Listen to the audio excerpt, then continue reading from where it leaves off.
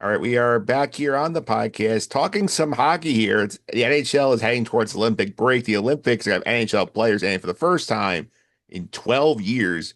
Join me today talking about it. Our hockey guy, the host of the Sports in the Waiting Room podcast, Christopher Russo, is back with us. Chris, welcome back. How are you? I am well, thank you, Mike. Appreciate you having me.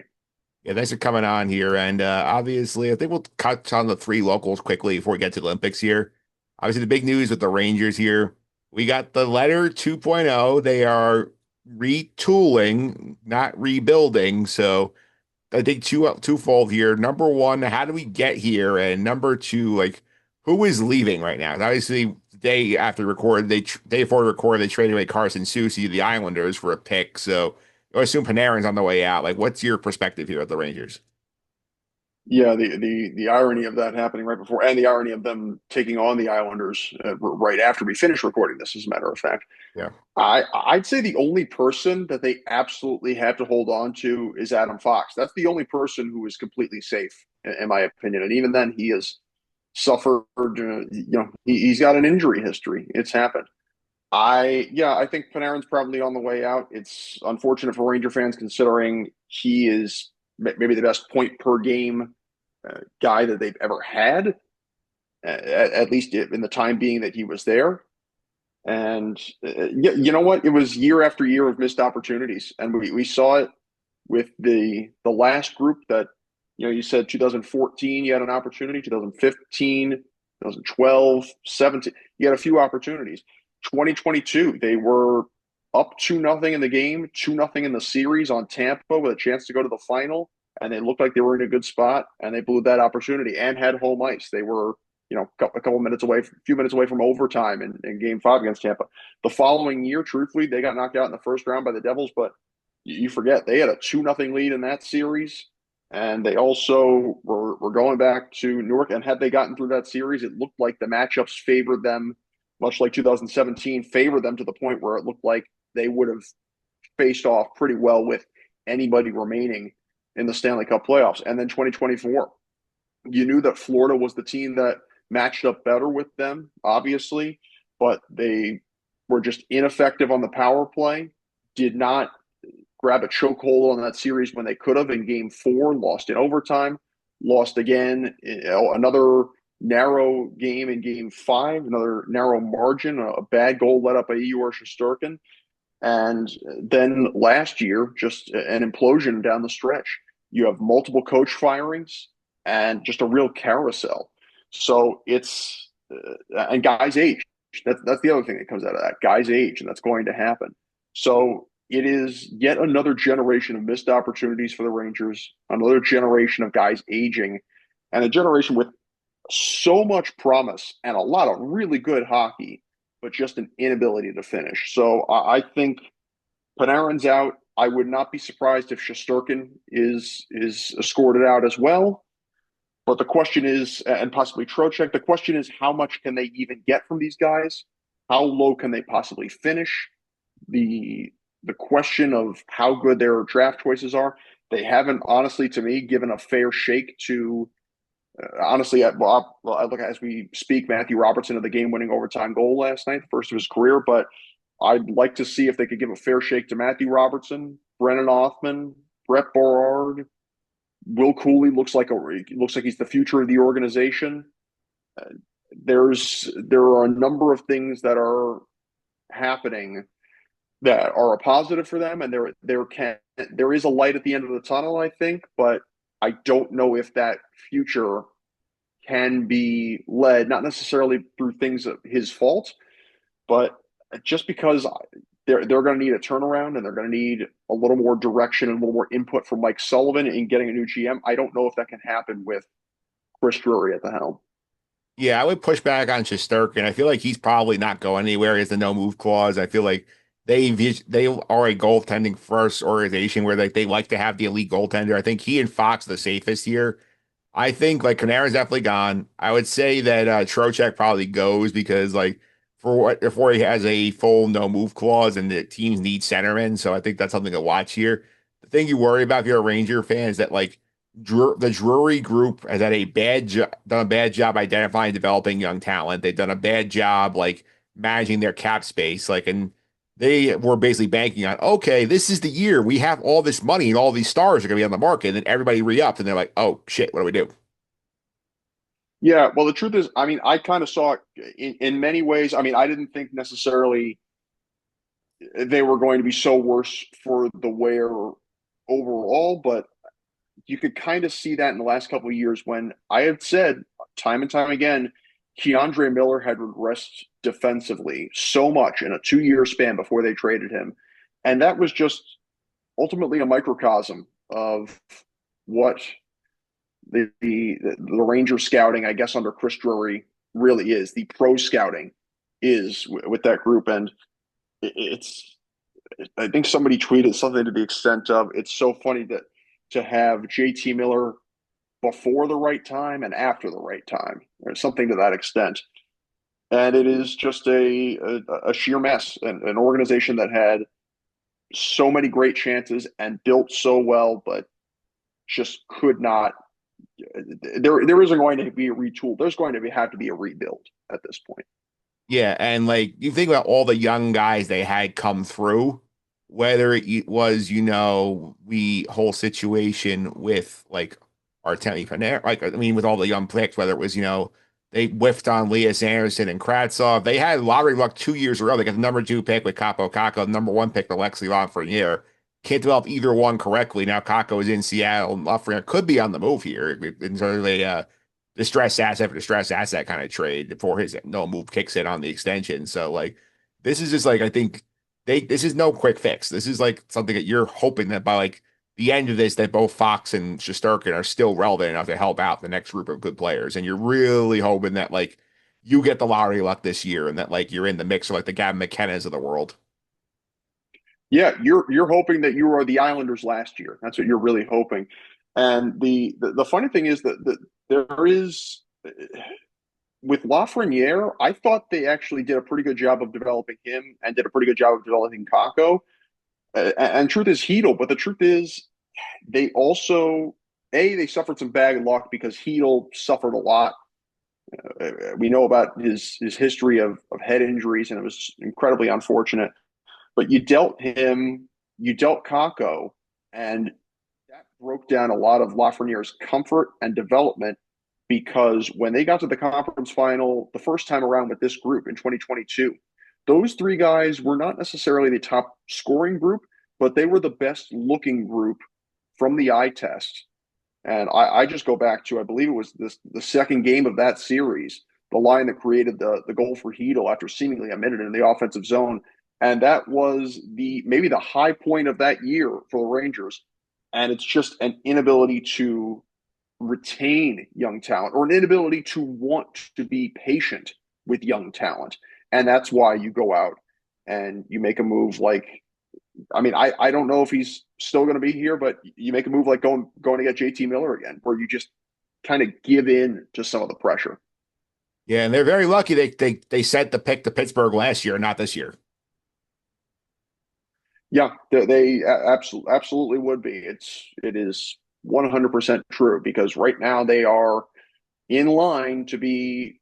They would hope with an accurate lottery, let's say, to be a top five pick right now, and they have the worst record in the Eastern Conference.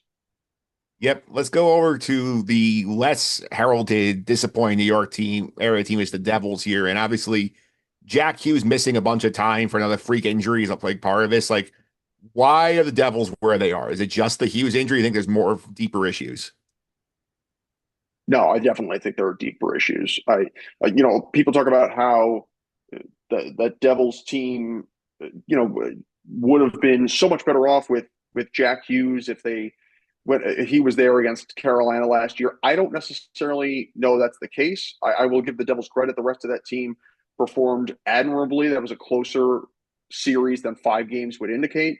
But the truth, look, for one thing, it is true. Hughes getting hurt is a factor, and you look at the numbers, I think it's actually put too much pressure on Nico Hischier, who's one of the great two-way centermen in this game. But you're in real trouble when he is a -6 through 51 games played. Going into this past Sunday, he was a -6 on the year. And that is not acceptable for a guy who is a consistent Selke Trophy contender and a really strong 200-foot player. I would also say Jacob Markstrom getting hurt did not help, but further echoed that he's another guy that was a little that was definitely past ripe when they got him because they don't have a long term solution in goal. He is a little bit up there in age, and he entered this past week with a 3.3 goals against, which is pretty bad in itself. But you can also factor in the play in front of you, and it's more concerning if you're a Devil fan that he has an 880 save percentage, and that's remarkably low. You're shooting for at the very least 900. And I will also say, truthfully, it's not the only. There are two Hughes brothers that have led to the downfall of the Devils this year. Luke Hughes has literally cost the Devils games, and that is not appeasing a Devil fan base with that had some pretty unrealistic expectations of getting Quinn Hughes at the deadline. And I don't know if that or earlier in the year rather, and I really was not convinced that that was ever going to happen. Maybe someday, but it will take a lot of money, and they will probably lose a lot of significant pieces in order for that to happen.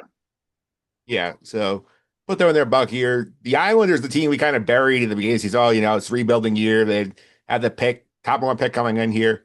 They're sitting in playoff position as we record. They're the third seed in the Metro. So like, if things hold on and stay to form here, they'd be in the postseason here. So what has worked so well for the Islanders? Like, is it just the Matthew Schaefer effect? Like, what do you think? The Schaefer effect is one thing. I think they have really had a strong performance from Anthony Duclair. That's having a healthier Matt Barzal makes a difference, and they have put more faith into Patrick Waugh in that system. I think health is a huge factor, and it's but the Schaefer is a big difference. Schaefer has turned out to be he's lived up to the hype. He's definitely exceeded the hype of his last year in junior, probably living up to the year before. So he is a working well on the power play. He is a complete player, power play, PK. He's getting top minutes. He's durable. Clearly, he is the guy for the future on defense for the New York Islanders. He's a top two scorer. Matt Barzal is the only one with more points than Schaefer this year. Yeah, so definitely interesting to see what's happening there. Let's get to the Olympics here because this is the exciting thing for us here because we grew up with the NHL Players Olympics. They went through Sochi 2014. They pulled out prior to the South Korea Olympics in 2018 because they said, okay, I didn't think to the NHL's values, like we're not getting value from this market. We don't want to send the players over there and stop our season for a market we're not gaining from. They were going to go back for Beijing 4 years ago, but then COVID postponements kind of made them cancel that to get the season back on track here. We're back in 26 now in Milan Cortina. So what do you think about this means for the NHL to get back to the Olympics here? Obviously saw the big bump last year for four nations. This is going to be on a whole other level. Yeah, you brought up a good point about South Korea, and it's not really a hockey market. I think it's kind of an unfortunate way to think about it from a league standpoint, but it is probably more true. I will say a lot of people forget the World Cup of Hockey when they brought that back, and then there was that sort of weird North America specific team, and there was the Europe specific team. That was the NHL's way of trying to give us Olympic pro competition without messing with their schedule. That's really what it was. And that's the thing. That's the biggest concern with the Olympics is that it's in the middle of the NHL season. That's always the problem. So the Four Nations was a soft launch experiment that could not have worked any better for the National Hockey League.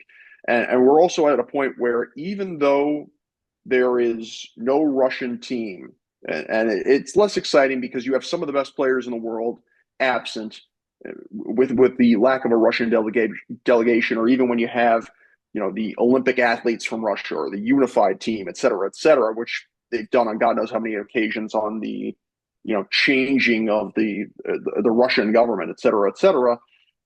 It does remind us how exciting this American Canadian rivalry is, and I think it's that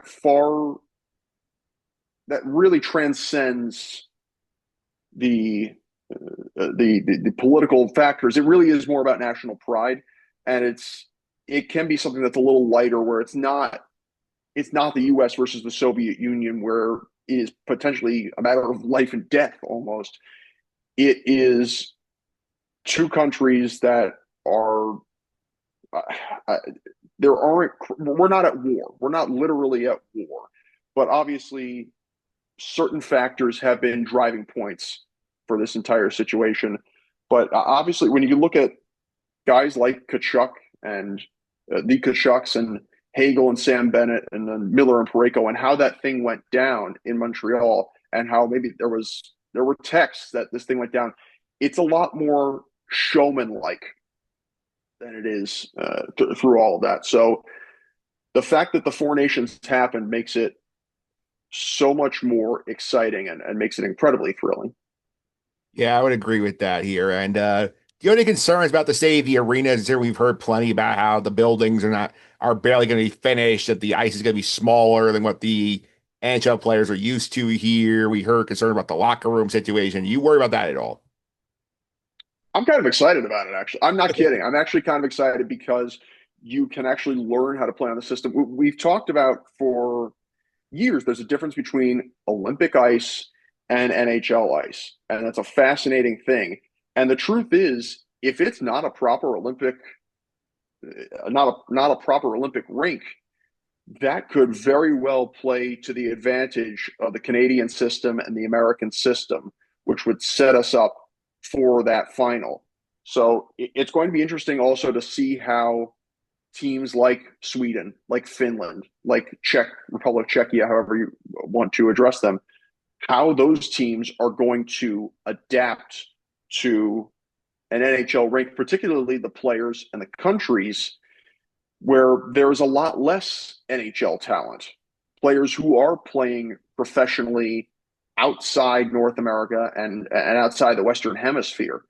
So that adds something to it, honestly. I'm disappointed that things like this are happening, that there is concern with the ice surface and with the width and length of the rink, but it does just something. It adds a level of technicality that has to be mastered by each team.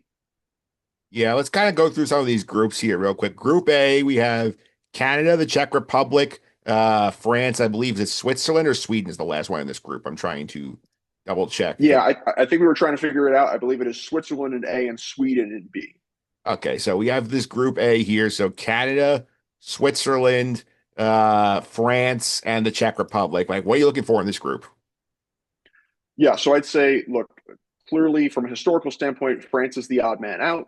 And we're going to say the same thing in a moment for Group B because Italy is the odd man out because Canada, obviously, it's their sport. Czechia, Czech Republic, however you want to refer to it, and Switzerland are both two very good hockey programs historically. I would say Canada obviously has the highest ceiling. And as I mentioned, Canada is going to benefit, as will the United States.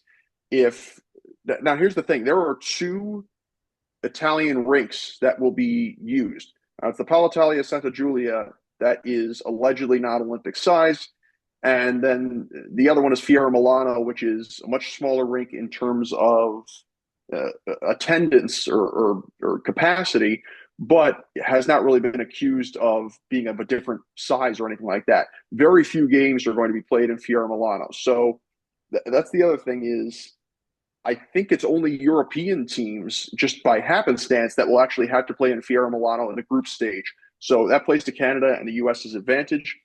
I would say I'd lean toward Canada and the Czech Republic.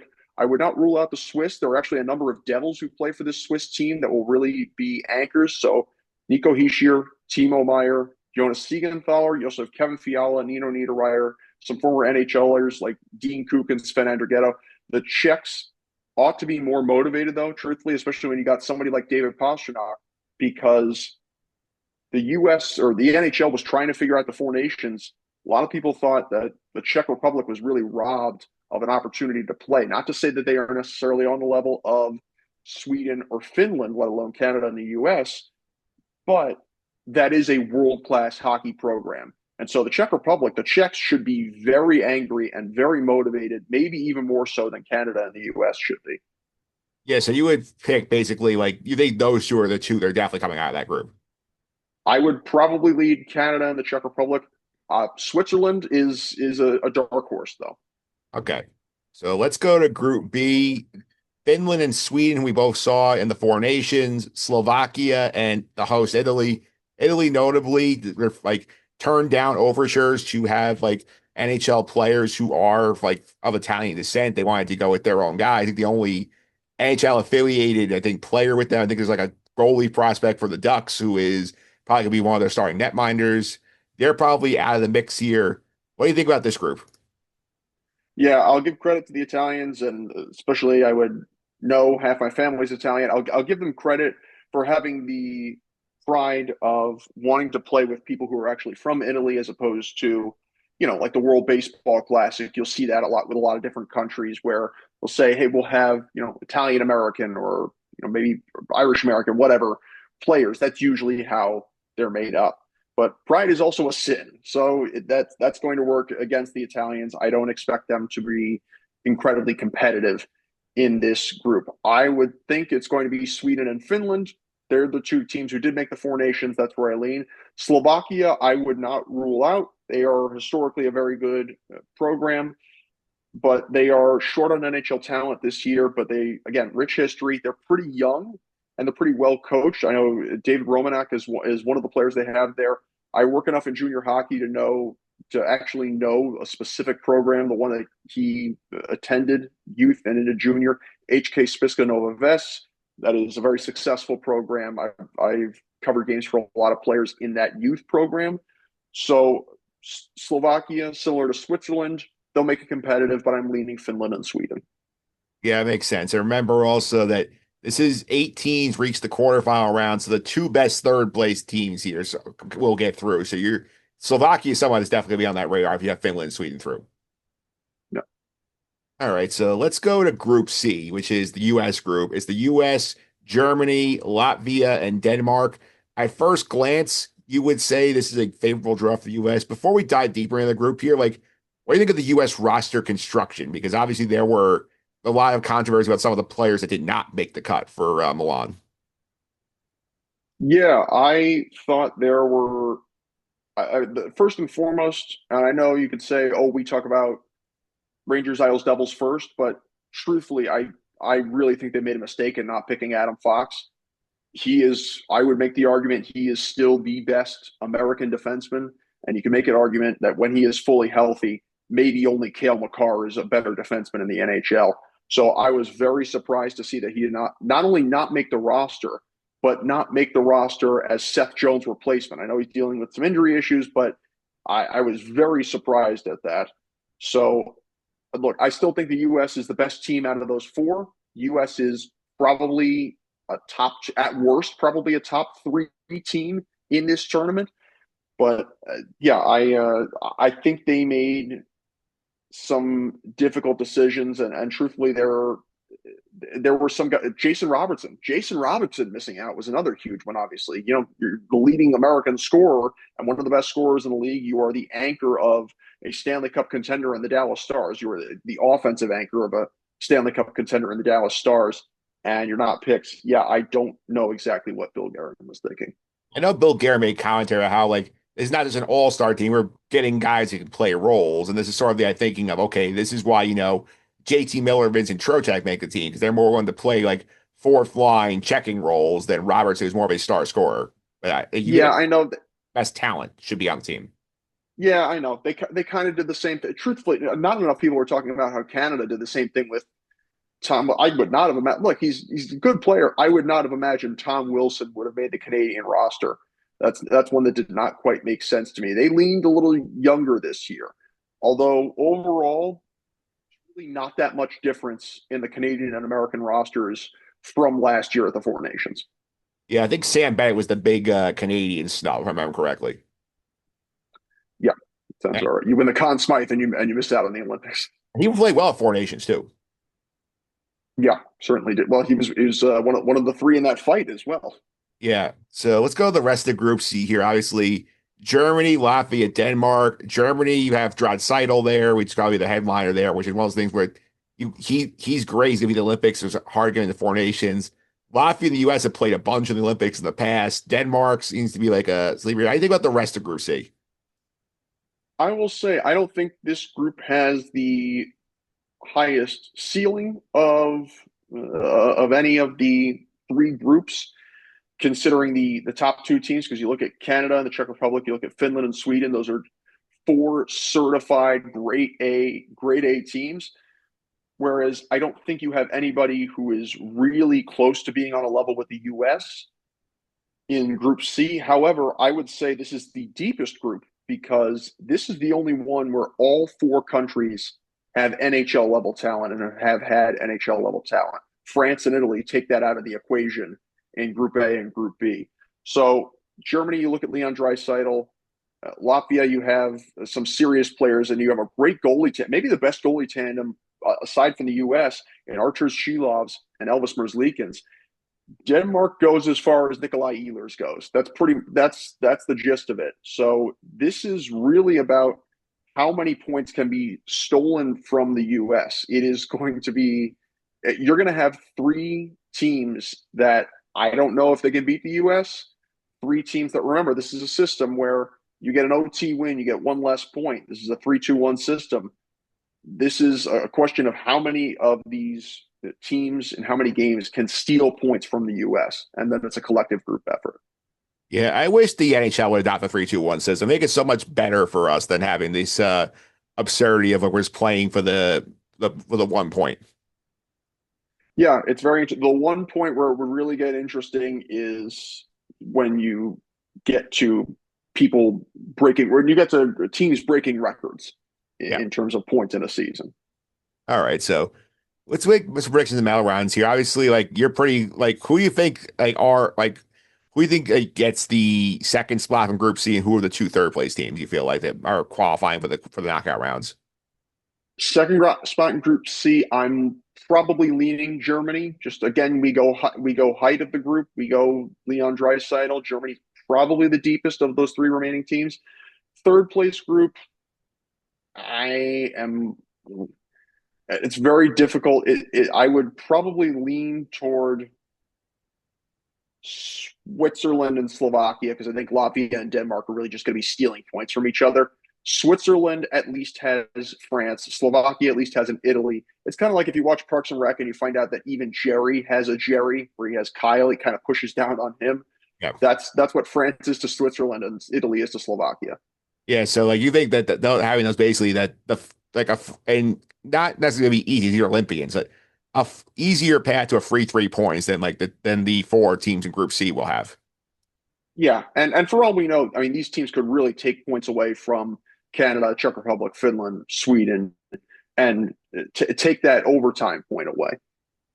Yeah, and obviously a lot depends on like how the draw shakes out for the medal rounds here. Like if you had to make a prediction today, like who do you think are our medalists for the Olympics? It's hockey here. I would say bronze. I'm probably leaning toward Sweden. I would have to imagine, and I think it's going to be U.S. and Canada again going head to head. And I think there's very little difference between the rosters this year and between this year and last year. But even though the U.S. honestly did look like the better team in that game, and obviously looked like if not for Jordan Binnington being as spectacular as he was in that overtime, the U.S. would have won gold. I'm leaning Canada, A, because of the Jones and Fox injuries, decisions, et cetera, et cetera. And I would also say the Macklin Celebrini edition is enticing. And who knows, maybe Tom Wilson ends up being a big X factor in terms of that fourth line decision. Yeah, and I would also add here, I probably lean with you towards Canada being the gold favorite and the US being the silver favorite because like as much as like the talent level is similar, there is sort of the mental edge the Canadians have because they have like every time they've met up in the past like 3 decades where it's really mattered, Canada's come out on top. Yeah, it's. I go to it again. Al Michaels was on the Rich Eisen show the day after the Four Nations final, and because it was the 45th anniversary of the Miracle on Ice, and he said, "You know what? Again, it continues to be Canada and the US and the tiniest sliver that actually separates them. Look, Canada obviously has the ceiling of the sport. It is their sport, and the ceiling of the sport right now is Connor McDavid, the best player we've seen in the last 30 years. But in terms of the depth and the overall roster construction, it's Canada by that much. And these decisions by Bill Guerin become so much more important. So it'll come down to a bounce again. I really think it's going to be legitimately that close again. Yeah, and if you're Canada here, like you could imagine just tormenting the US here, where like you had basically the golden goal from Crosby in 2010. You have the golden goal from McDavid and at Four Nations, and imagine if Celebrini does something like that in this tournament. Like then you could really just see the through line going here in terms of the generation of like elite Canadian players. Yeah, you had one of the best players in of his generation in Crosby finishing on Ryan Miller, who ended up winning the MVP of the tournament, which again shows the slim measure. You have the U.S. goaltending was better than Canadian goaltending, but you have the best player, maybe the most talented player in the history of the sport in Connor McDavid, definitely top three, and it's appropriate. It was great for the league that it finished that way. If Canada's going to win, that's how it happens. And then, yeah, if you have somebody like Celebrini with a Sharks team that a lot of people really like right now, that has transformed under his, I was going to say tutelage, but under his development in this past year, it would really be something. All right, Chris, thanks for all the time. Really appreciate it. People want to follow you on social media, keep up with your content. How can they do that? Yeah, again, you can find me on X at Chris Russo 98, Instagram at Chris Russo 1998 or Chris Russo underscore 1998 rather.